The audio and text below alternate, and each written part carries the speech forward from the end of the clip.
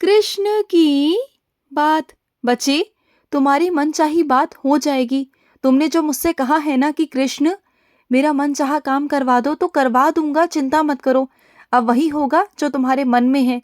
मैं जानता हूँ मेरे बच्चे कि तुम्हारे अंदर कोई छल कपट नहीं, कोई दिखावा नहीं। मेरे बच्चे, तुम जो करते हो दिल से करते हो, जिसके लिए भी करते हो दिल से करते हो, ये मैं जानता हूँ मेरे बच्चे। तुम बिल्कुल चिंता मत करना, इस बार तुम्हारी जीत निश्चित है मेरे बच्चे, निश्चित है। और मैं कर रहूंगा। तुम्हारा कृष्ण तुम्हें वहां तक लेके जाएगा जहां तक तुमने सोच रखा है मेरे बच्चे। और सुनो, मेरे कुछ बच्चों पर मुझे बहुत नाज है, बहुत नाज है, क्योंकि उन्होंने वो कर दिखाया जो कोई नहीं करके दिखा सकता था। तुमने वो करके दिखाया मेरे बच्चे जो तुम्हारे लिए आसान नहीं था, लेकिन फिर भी तुमने इतनी कठिन परीक्षा के बाद भी तुमने वो जीत हासिल की मेरे बच्चे। मुझे बहुत खुशी हुई। आखिरकार तुमने वो कर दिखाया, तुमने अपने कृष्ण का नाम बहुत ऊंचा किया। मुझे तुम पर बहुत बहुत गर्व है मेरे बच्चे। और आगे चलकर ना तुम्हारे लिए तालियां बजेंगी मेरे बच्चे, ज़रूर बजेंगी। और तुम्हारे लिए शाबाशियां भी होंगी।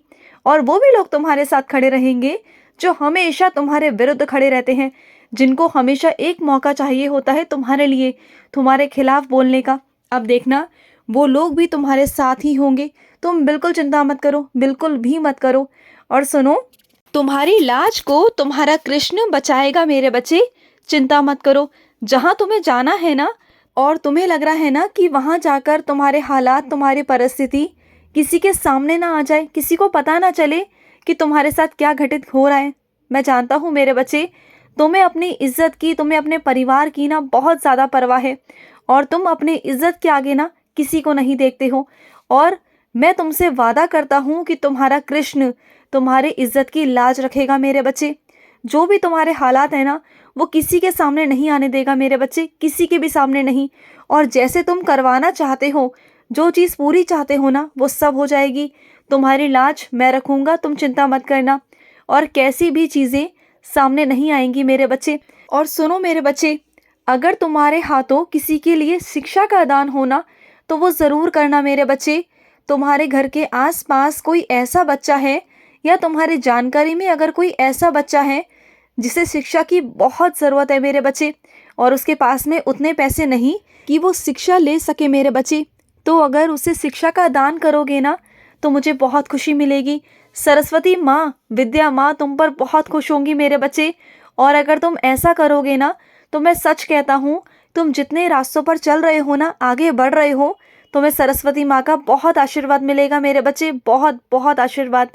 और सुनो मेरी बात को, तुम्हारे पास एक छोटी सी भागवत गीता है ना, छोटा सा रूप है तुम्हारे पास भागवत गीता का, है ना। उसे हमेशा अपने पास रखा करो, अपने जेब में रखा करो।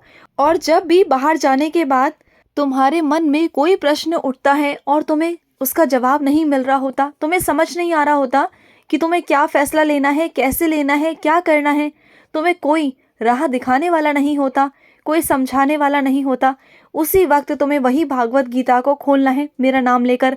और जो श्लोक आ जाएगा, जो रास्ता मैं तुम्हें दिखा दूंगा ना, बस उस रास्ते पर चल पड़ना। फिर देखना कि तुम्हें मंजिल कैसे नहीं मिलती, तुम्हें रास्ते अपने आप मिल जाएंगे।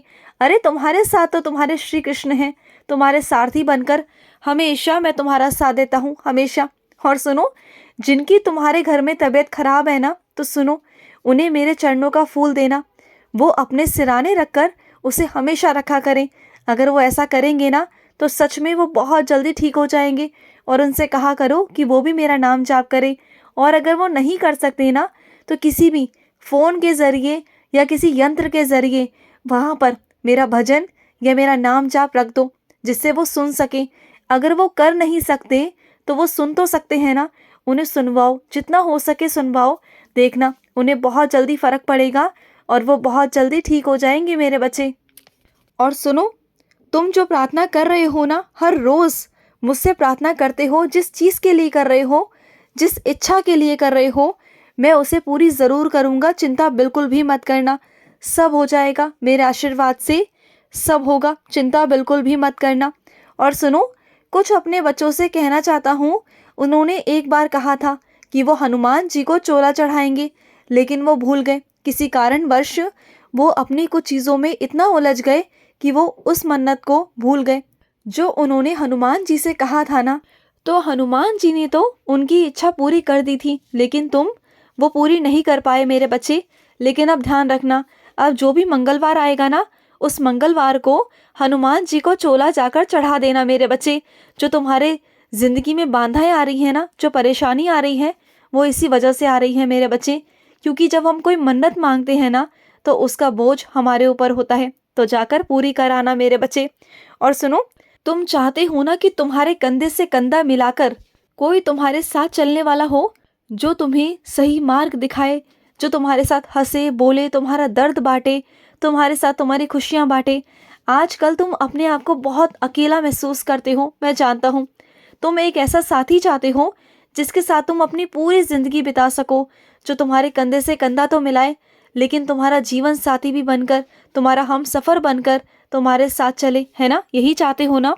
तो मैं दूंगा। बहुत जल्द तुम्हारी ज़िंदगी में एक ऐसा इंसान आएगा, एक ऐसा जीवन साथी आएगा, तुम देखना, जो कंधे से कंधा मिलाएगा तुम्हारे साथ, जो तुम्हारे जीवन साथी से पहले पहले ना वो तुम्हारा मित्र भी होगा। वो देखना, उसके साथ तुम बहुत बहुत खुश रहने वाले हो, बहुत खुश रहोगे तुम उसके साथ। और सुनो, तुम्हारे जीवन में जो भी परेशानी है ना, जो भी दुख है, एक काम करना, एक चिट्ठी पर लिखना, एक संदेश लिखना, और जो खाटू श्याम जी जा रहा हो ना, उसे वहाँ पर पहुँचवा देना। वो उनकी दान पेटी में जाकर डाल आएगा। बस इतना कर देना तुम, और बाकी मुझ पर छोड़ देना। बाकी सारा सब कुछ हो जाएगा, बिल्कुल चिंता मत करना। और जो खाटू श्याम जी जा रहा है ना, वो भी तुम्हारे सामने बहुत जल्दी आ जाएगा। उस इंसान के माध्यम से अपने संदेश को मुझ तक पहुंचा देना। देखना, खाटू श्याम की इतनी कृपा होगी ना कि बहुत जल्द तुम्हारी वो इच्छा पूरी हो जाएगी। चिंता बिल्कुल भी मत करना। और सुनो, जो आज तक करते आए हो ना, उसी काम को करो। देखो, 4 जगह मत भटको, जो कर रहे हो उसी में आगे जाओ, उसी में तुम्हें बहुत तरक्की और बहुत उन्नति प्राप्त होगी मेरे बच्चे। चिंता बिल्कुल भी मत करना। और सुनो, जब वाहन चलाते हो ना, तो थोड़ा आराम से चलाया करो, तेज़ी से मत चलाया करो, थोड़ा आराम से चलाया करो। देखो, कहीं जाने की जल्दी होती है तो समय से पहले निकल जाओ ना। लेकिन इतना तेज़ वाहन चलाना क्या सही है तुम्हारे लिए? बताओ, कितनी बार ऐसा हो चुका है कि दुर्घटना घटते घटते बची है तुम्हारे साथ? कितनी बार तुम्हें मैंने बचाया, कितनी बार? हाँ, ऐसे मत किया करो।